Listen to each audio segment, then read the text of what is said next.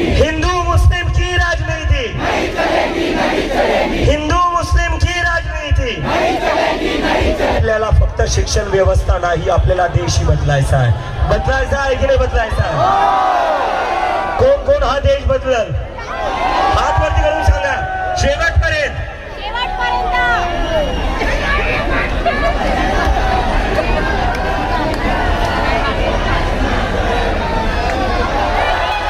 जर जय भीमच्या घोषणा देणं अराजकता असेल तर आहे मी अराजक। मला तुम्ही अराजक म्हणा, मला तुम्ही जेलमध्ये टाका, जर कोणाला जेलमध्ये टाकायचं सगळ्यात पहिले मी तयार होईल।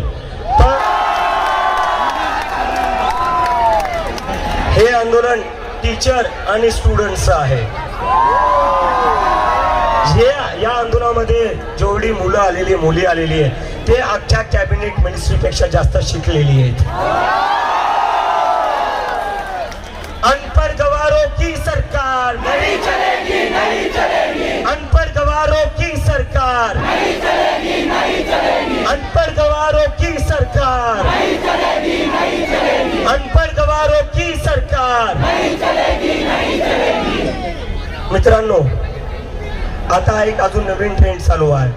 जे कोणी या सरकारला प्रश्न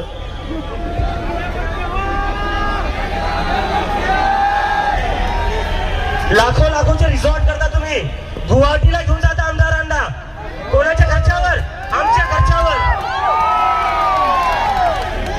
आणि जेव्हा आमच्या घरच्या लेकरांचा प्रश्न येतो, तुमच्याकडून एक फोनही केला जात नाही।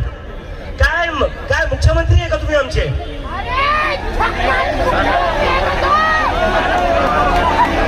आणि जेव्हा मी यावर बोलतोय तेव्हा देवेंद्र फडणवीस साहेब काय म्हणता? अराजक तत्व आहे। हो, जर आकांक्षा सोबत उभं राहणं अराजक तत्व आहे तर मी आहे अराजक। जर जय भीमच्या घोषणा देणं अराजकता असेल तर आहे मी अराजक। जर महात्मा गांधीचा फोटो घेऊन चालणं अराजकता असेल तर आहे मी अराजक। मला तुम्ही अराजक म्हणा, मला तुम्ही जेलमध्ये टाका, जर कोणाला जेलमध्ये टाकायचं सगळ्यात पहिले मी तयार होईल।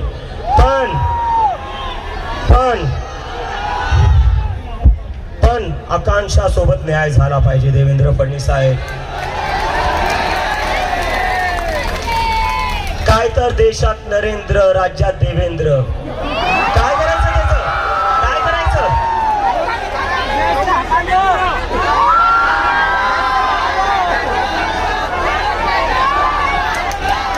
काय करायचं? आम्ही देशात त्या नरेंद्र सर, राज्याच्या देवेंद्र सर। जर आमच्या लेकरांच्या सोबत तुम्ही उभा नाही राहू शकत। 500 मीटर वर घर होतं, तुम्हाला 500 मीटर वर जाता नाही आलं। मी अमेरिकेवरून आलो, मागच्या 5 दिवसात मी पूर्ण देश फिरला आणि आज पहिल्यांदा आल्या मी तिच्या घरी गेलो। माणुसकी नावाची काही गोष्ट असती। तुम्हाला नुसतं आमदार फोडणं, सरकार पाडणं, सकाळी 5 वाजता परत जाऊन तुम्ही शपथ घेता। 5 वाजता तुम्ही इथं आकांक्षाच्या घरी नाही जाऊ शकत।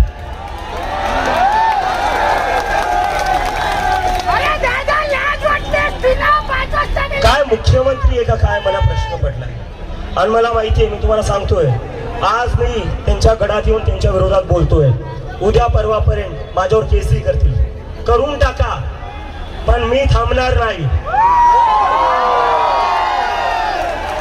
एक नाही 10 केस करा साहेब, मंजूर आहे,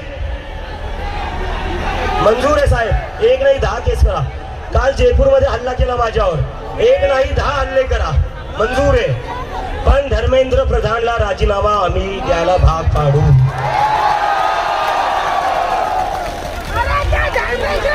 धर्मेंद्र प्रधान इस्तीफा दो,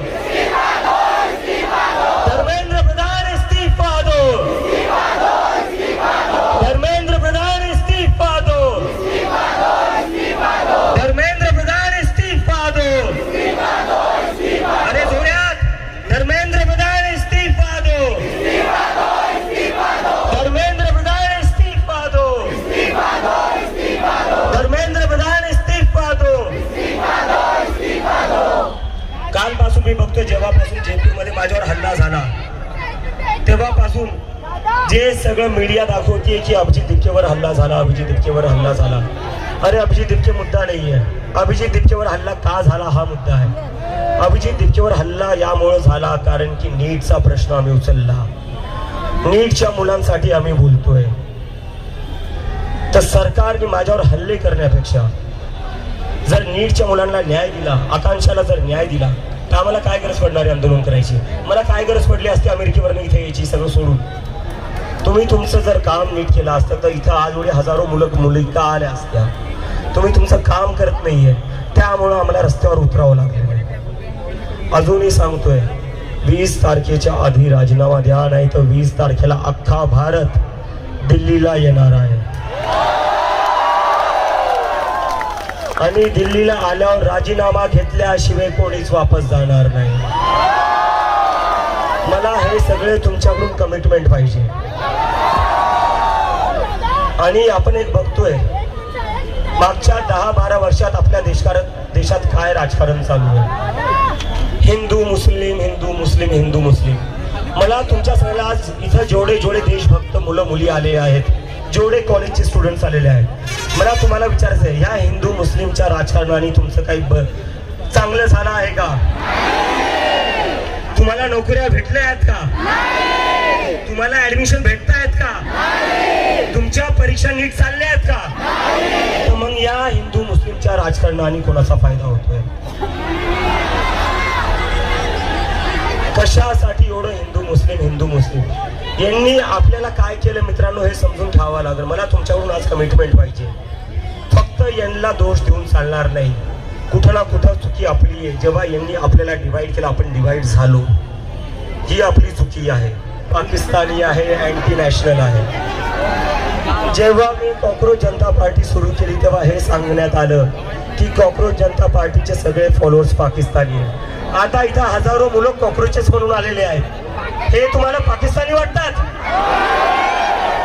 कॅमेरा फिरून दाखवा सगळे मीडियावाले. हे पाकिस्तानी वाटतात सगळे? तुम्ही यांना पाकिस्तानी बोलता इतक्या दिवसापासून. आणि दुसरी गोष्ट वेदांत नावाचा CBSEचा स्टुडंट आहे. शांत राहा, 2 मिनिटं शांत राहा. नाही, गोदी मीडिया इथं नाहीये. इथं चांगली मीडिया आलेली आहे जी लोकांचे मुद्दे दाखवती. तर ह्या सगळ्यासाठी टाळ्या वाजवा. ही मीडिया चांगली आहे. जे AC स्टुडिओ मध्ये अँकर बसलेले आहेत ना, ते गोदी मीडिया. हे रिपोर्टर्स इमानदारीने त्यांचं काम करतात. हे आपल्या सोबत आहे. आता नवीन ट्रेंड, मी सरकारला प्रश्न विचारला CBSE वर, नीटवर. मला पाकिस्तानी बोलण्यात आलं. वेदांत नावाचा 17 वर्षाचा स्टुडंट आहे CBSEचा. त्यांनी सांगितलं की त्याचा पेपर चुकीचा चेक झालाय. त्याला पाकिस्तानी बोलण्यात आलं. इथं पत्रकार आहे जे सरकारला प्रश्न विचारतात, त्यांना पाकिस्तानी बोलण्यात येतं. जो या देशात विपक्ष आहे, विपक्ष जेव्हा इलेक्शन कसं वोट चोरी होते त्याच्यावर प्रश्न विचारतो, तेव्हा त्यांना पाकिस्तानी बोललं जातं. तर जर मी पाकिस्तानी आहे, CBSEचे स्टुडंट्स पाकिस्तानी आहे, मीडिया पाकिस्तानी आहे, अपोजिशन पाकिस्तानी आहे, ते इंडियन आहे कोण? फक्त IT सेलवाले तुमचे. हा देश एका पक्षाचा नाही. आता सांगून ठेवतो, हा देश 140 करोड लोकांचा आहे. जर तुम्हाला वाटत असेल की हा देश फक्त एका पक्षानुसार चालेल, एका विचारधारेनुसार चालेल आणि एका महामानवाच्या नुसार चालेल, तर ही तुमची चुकी आहे. ही तुमची खूप मोठी चुकी आहे. असे बरेचसे लोक येऊन गेले. ते म्हणतात ना, तुझसे पहले भी यहाँ जो शख्स तख्ता नशीन था, उसे भी अपने खुदा होने पर इतना ही यकीन था. तर ही चुकी तुम्ही करू नका. आणि मित्रांनो, आता मेन मुद्द्यावर येतो. सर, 2 शब्द.